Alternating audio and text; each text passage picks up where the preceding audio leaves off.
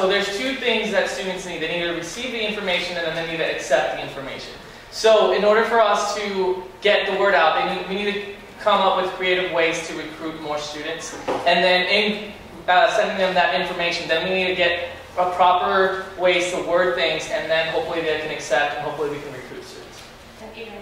Hi, my name is Adrian Ferrari, and I think that the problem with recruitment and retention in student assembly isn't that people don't know that SA exists. I think there's a perception that SA doesn't get anything done. So I think the best thing the next SA president can do is assume office and be a workhorse and not a show horse.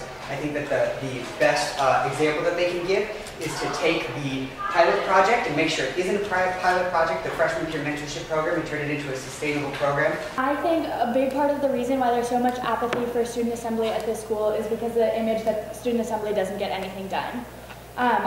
To address that, on our platform, we've outlined some everyday issues, things that affect each and every one of us very frequently at Dartmouth. The first one is green print. There are not enough release stations on campus. There aren't, and they're broken. We want to increase support and troubleshooting and have release stations in more locations on campus. So that's one that we would like to address right away. A second one is covered bike racks. New Hampshire is horrible for bikes, and there are hundreds of abandoned rusty bikes all over campus. That's something that we want to get done as soon as we assume office. And I think that using those tangible, concrete things that we can do, it will boost the image of SA and it will help with the issue of apathy on our campus. Thank you. Great. And what do you think is the biggest issue that needs to be addressed? The biggest issue that needs to be addressed. I think as the new president is coming in this summer, I think the biggest issue that the biggest thing we can do as student assembly is increase relations between the students and the administration, because that's the key to deal with all the other issues, to deal with sexual assault, to deal with hazing, to deal with the bias incidents. I think increasing the relations and the continuity, the transparency between the administration and the students is the key to all those other issues. Great, thank you so much. Thank you. We've got 160 groups on campus, or even more. We are all very busy, we all have 3 classes or more, and we all want to do really well at those classes, which means we can't participate in that much, and we've got to choose. We've got to choose what we are passionate about. So the big thing is, student assembly needs to get involved with all the other groups on campus, so that the other groups think that they've got a support system and know that they've got a support system to help them achieve their goals. In essence, we need to make sure that students are achieving what they want to achieve and they're doing what they want to do, and we've got to help them do that. So we've got finance groups, we've got journalist groups, and those managers will then make sure that they know the group's goals for the term and their events for the term, and see how they can partner them up with one another and make sure groups are helping each other. We've got numerous resources in every group that we can use to the other group's advantages. The biggest issue that needs to be addressed is the sense that some people don't feel included, that no one knows where they really belong, and they struggle as individuals often, and they feel like there's sometimes not a safety net that should be there. So I think by trying to join groups together and trying to make sure that there is this connection, there is this support, there is other resources other than your own brilliant brain, because everyone's extremely smart here, I think that's something that needs to be addressed, that we need a better sense of connection between lines and better sense of support. Ask for help. Don't be scared about it. So I think there are limits. I've seen that in this past year in student assembly, working closely with Cyril. I do understand that we've had problems with retention, and I think that we've got to understand that it is going to be frustrating at times, and we've got to move forward. We've got to make sure that we get good leaders on campus that want to participate and that there's activities that are happening. So we'll get leaders who are really passionate about global health to be part of the global health initiatives. We'll get leaders that are passionate about journalism to help with the journalism side of it. And we'll get the leaders to make sure that they're doing what they're passionate about and they'll be helpful to those groups on campus. For us, this is a time where student assembly can redefine its role with a new president coming in this summer. I think that there are ways that we can increase student administration relations that we've outlined in our platform. To start with, we can promote a greater presence of deans on campus. Rather than the administration seeking out, or students seeking out the administration to get their opinions heard, I want the administration to seek out the students. And to me, that means having deans and having members of the administration in places where we are all the time. That includes dining halls, that includes the libraries, it includes the hub. It shouldn't be a shock to see a dean walking around through those spaces. It should be something that we're comfortable with. And I want students here to be able to ask questions and have their voices heard. In addition, I think Student Assembly has done well with using Google Moderator as a vehicle to promote communication between students and the administration, and that's something I'd like to continue. One very specific thing that I think we do to help unify student voices and make sure that the administration can't think that student voices are anything but what they are, as a president, I would push for ex officio Paleopolis membership for the ICC co-chair. The Yuma Community Council is a group of liaisons, 14 liaisons to different communities, including Greek life. And I think that that ex officio membership would help make sure that ICC, SA, and Paleop were always on the same page, and that they had student input from those 14 different groups. I want, again, we see this not as a campaign about who can implement the best top-down essay ideas. I want to create a new standard for group collaboration at Dartmouth. When anyone is being considered for a leadership position in any organization, I want the threshold question to be how good at getting along and reaching out and initiating with other student leaders. I want that to be the threshold qualification for any position on campus. I also think because it's an umbrella organization, essays sometimes tend to overlap with other organizations. So this year the focus was on programming, but I don't think that essay necessarily has to do that because we have PB and we have class councils. We also would love to do a lot more with Greek policy, but then we also have the GLC, we have the IFC. So it would be great to collaborate with them, but not necessarily infringe on their roles and center more on having essay have a central role. Okay. I think the limit that Student Assembly has is that every year the newest president wants to have these new ideas and they want to implement these new things and they want to take us into the next direction.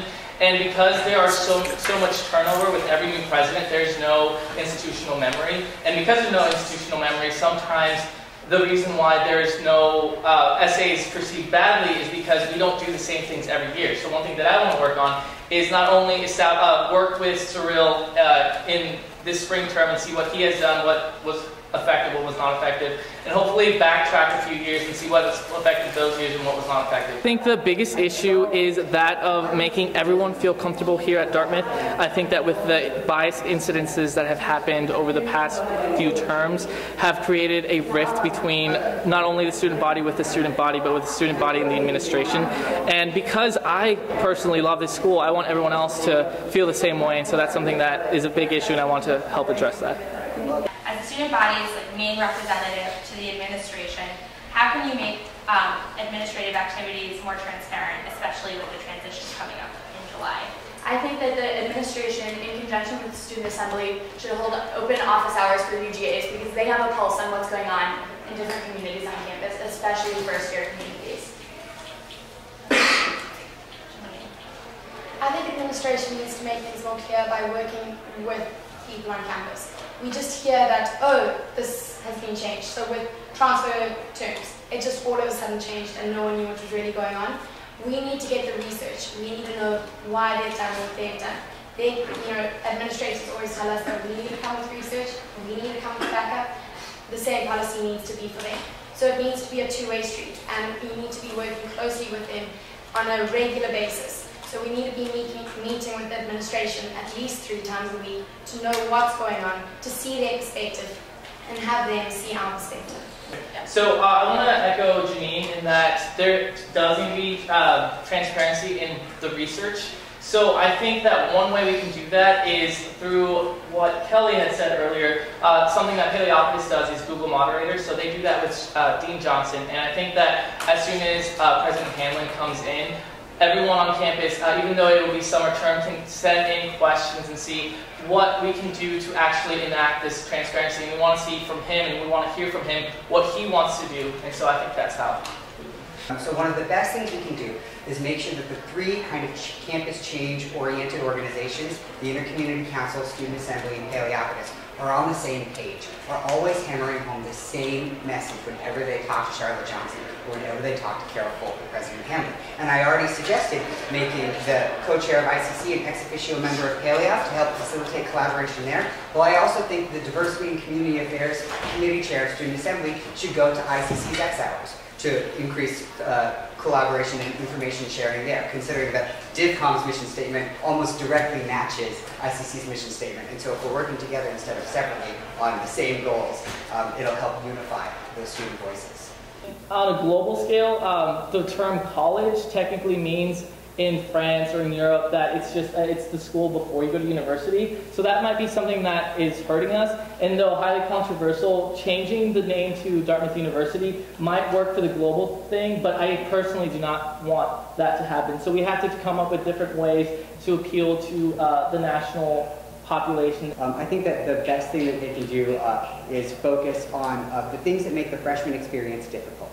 Because I think that, if we talked about, we talked about sexual assault and difficulties with the Greek system and acts of intolerance, and I think that monitoring how freshmen feel about those issues and implementing programs like an expanded diversity peer program, tracking how well that progress does, will create, students who are more comfortable with their experience, and then that's the reputation that I want Dartmouth to have. I want it to, lead by example. Like, make your students happier, and then worry about how everyone else is interpreting that. We have to target more the juniors, because I feel like once the D-Plan starts, we start getting a little bit less attached to Dartmouth. I kind of want to leave here. I can't wait to go on my off term. And seniors, when they come back, it's just like, oh, Dartmouth. Freshmen are like, oh my God, Dartmouth. Sophomores are like, eh. And then juniors are like, eh. And one of our things that we have to do in rebranding is like focus that not only freshmen are excited, not only sophomores are excited, but juniors and seniors are always excited to be here. That every single term is a new experience, and they have to just try different things. And yes, with the D-Plan, you are able to try different things. But then when you're on campus and everyone's gone, we have to have some sort of community so that we can fill that gap. All right, Dartmouth's image on a global scale, I think, has been hurt this year with the bias incidents, with the hazing allegations that have happened in the recent past. And I think that this right now, with the new president coming in, is a chance for us to really make a difference in how Dartmouth appears to the outside community. Because I think there are too many of us here who care too much about this school to see headlines in the print that hurt Dartmouth. I think a couple big ways we can do that, as I mentioned before, is a community event that we can all get behind. Another one is through supporting our athletics here. At least in the United States, sports are a big way that people hear about colleges. And I think SA has done a lot in the past year with D-Block, with the tailgates to support athletics at Dartmouth. And I think that's something we should continue in the future, because that's part of our identity. And that's something a lot of people see in news and in different reports. I think what makes Dartmouth Dartmouth is the fact that it's such a community. Everyone, when you leave Dartmouth and you're wearing a Dartmouth shirt, someone might just come up to you and say, hey, what year are you? I was a Dartmouth, I did this, I had that. And people have found that experience wherever they go. You've got all 4,000 people that you want within a 5-minute walking distance. That doesn't happen elsewhere. But at the same time, we need to harp home that Dartmouth is not a bubble. We need to prepare our students here for the real world. And I think that's an issue that's happening at the moment, is that there's this idea that it is a bubble and we're not prepared enough for what's really out there.